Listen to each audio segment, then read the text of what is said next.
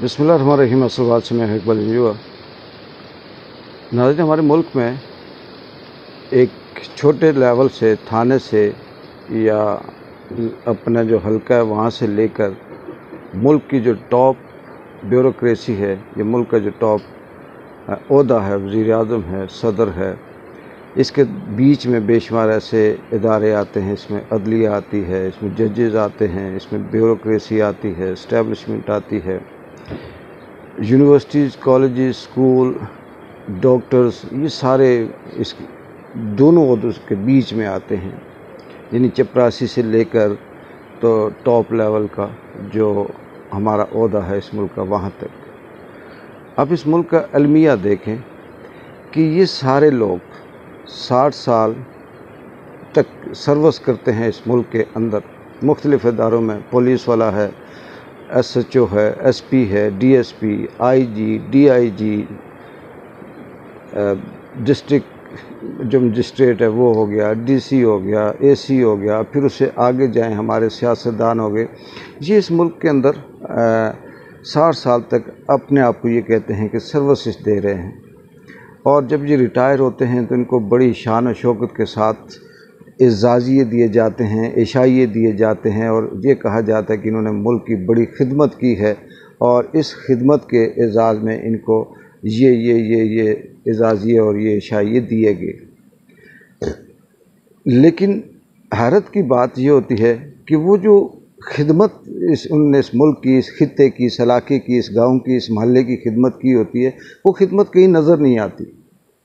किसी भी हवाले से देख लें, चाहे वो SP हो, SHO हो, थाने में चले जाएं, थाने का रिकॉर्ड उठाएं तो जो पूरे कश्मीर पाकिस्तान के अंदर जो थाने हैं वो बदनाम ही नहीं हैं, बल्कि अपने करप्ट और गलत फ़ैसलों पे दुनिया के बदतरीन ममालिक में शामिल हैं।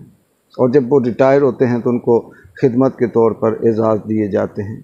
हमारी अदलिया, दुनिया की किसी भी मुल्क की अदलिया हो, उसका जो पिलर खड़ा होता है, पूरे मुल्क का जो निज़ाम होता है वो अदालतों के ऊपर होता है, जजेस के ऊपर होता है। बहुत मशहूर हिटलर का वो कॉल है कि जाके देखें मेरे मुल्क की अदालतें इंसाफ़ कर रही हैं। लोगों ने कहा जी इंसाफ़ कर रहे हैं, उसने कहा जी कि हमें दुनिया की कोई ताकत शिकस्त नहीं दे सकती।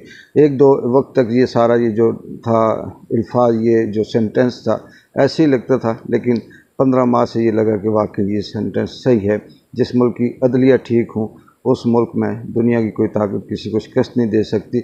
लेकिन हमारे अदलिया का जो आज से 1 साल पहले 140वें नंबर पे थी, और आज अगर उनका जो ग्राफ है वो चेक किया जाए, उनका जो स्टैंडर्ड है वो चेक किया जाए, तो मेरा ख्याल है शायद ये दुनिया का लास्ट वो मुल्क होगा जिसमें अदालती निज़ाम बदतरीन है और जो अपना फ़ैसला नहीं देता। लेकिन यही जजी जब रिटायर होते हैं तो इनको इस मुल्क की खिदमत के नाम पर बहुत से एजाज़ दिए जाते हैं, बहुत से तमगे दिए जाते हैं, और बहुत से इनके साथ बड़ी बड़ी मराहतें इनको दी जाती हैं कि इन्होंने इस मुल्क की खिदमत की है।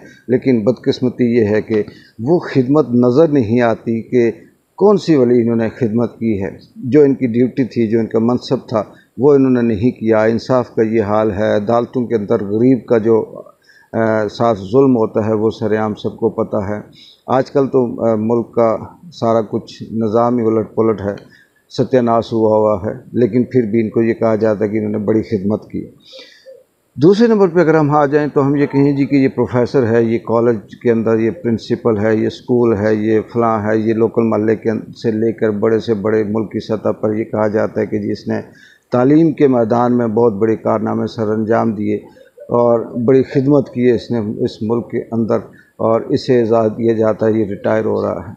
लेकिन जब उसका रिकॉर्ड उठा कर देखते हैं तो एक ऐसा कदम भी नहीं होता, एक ऐसा फ़ैसला भी नहीं होता कि उसने क्या इस मुल्क की खिदमत की है। तालीम का वो हाल है कि यहाँ पे सैकड़ों की तादाद में, सालाना हज़ारों की तादाद में तलबा नौजवान तालीम की यूनिवर्सिटियों से फ़ारिग होते हैं, लेकिन उन्हें अपना नाम सीधा लिखना नहीं आता, अपनी तारीख़ तो दूर की बात है, अपने आप को प्रेजेंट करना तो बहुत दूर की बात है, उन्हें बात तक करना नहीं आती। और ये हमारे इस मुल्क की तालीम की खिदमत करने वालों का ये तोहफ़ा होता है, और ये उनका मुँह बोलता सबूत होता है कि ये हमने खिदमत की है।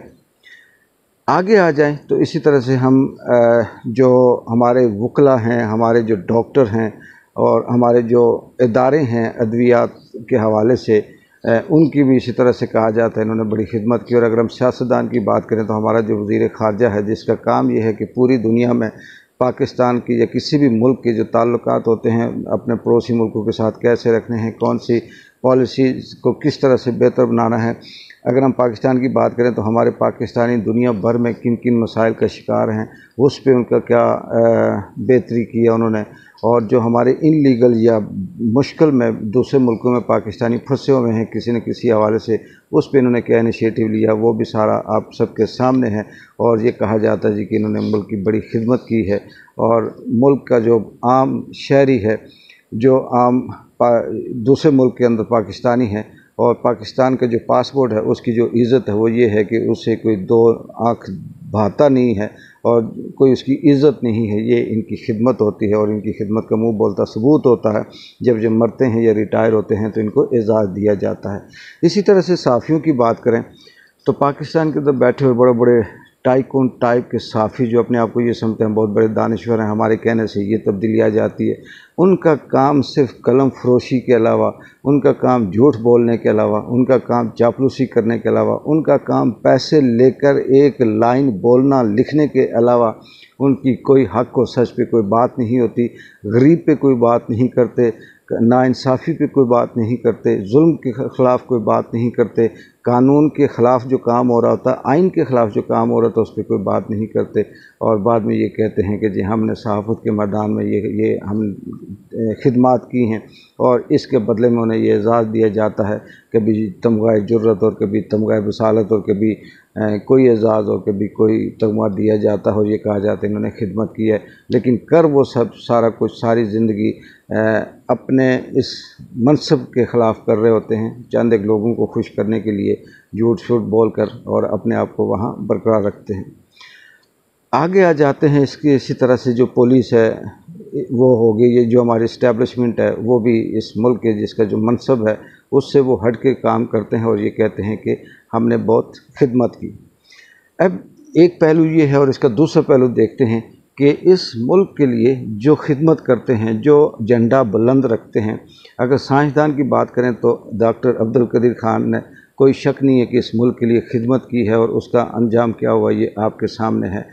अब्दुल सत्तार ईदी जो समाजी हवाले से अगर हम बात करें तो वो लीड करते हैं उन समाजी शख्सियात को जो मुल्क के अंदर फ्री लांसिंग या बग़ैर किसी लालच के आम गरीबों की मदद करते हैं, खिदमत करते हैं, मुख्तलिफ़ फील्ड मुख्तलिफ़ शोबों में खिदमत करते हैं। और अब्दुल सत्तार ईदी ने हमेशा पाकिस्तान का नाम रोशन किया। उसका अंजाम क्या हुआ और उसके साथ कैसे कैसे इल्ज़ामात लगाए गए और उसे किस तरह का तहज़ीक उसको जब वो ज़िंदा था की गई वो भी आपके सामने हैं। इसी तरह से बहुत से पाकिस्तान के अंदर एथलीट्स हैं जो बड़ी गुर्बत के अंदर रहते हुए, मुश्किल हालात में रहते हुए किसी दूसरे मुल्क में जाते हैं और अपनी मेहनत आप, अपनी मदद आपके तहत पाकिस्तान के झंडे को बुलंद करते हैं। और जब वो वापस आते हैं तो कसम खुशी की ज़िंदगी में मरते हैं, चाहे वो एक्टर हो, चाहे वो एथलीट्स हो, चाहे वो फ़नकार हो, चाहे वो किसी भी हवाले से ताल्लुक़ रखता हो, लेकिन उसका अंजाम ये होता है। दूसरी इसकी सबसे बड़ी मिसाल अगर हम सियासतदानों की बात करें तो ये चैलेंज है कि कोई इस लेवल की बात कर दे, कोई ऐसा सियासतदान बता दे जिसने इस मुल्क के अंदर उसकी खिदमत की हो। एक इमरान खान जिसने इस मुल्क के लिए सबसे पहले तमाम एजाज़ जो थे वो सारे इस मुल्क के अंदर लाए, झंडा हमेशा बुलंद रखा, पाकिस्तान की इज़्ज़त को किसी भी जगह पे डाउन नहीं होने दिया। सोशल सेक्टर पे देखें तो वो टॉप पे पाकिस्तान के लिए काम कर रहा है। बाकी जो हॉस्पिटल हो गया, यूनिवर्सिटीज़ हो गई, तालीम का मैदान हो गया, सियासत का मैदान हो गया, किसी जगह पे इस्लामफोबिया की बात हो गई, आम आदमी के राइट्स की बात हो गई।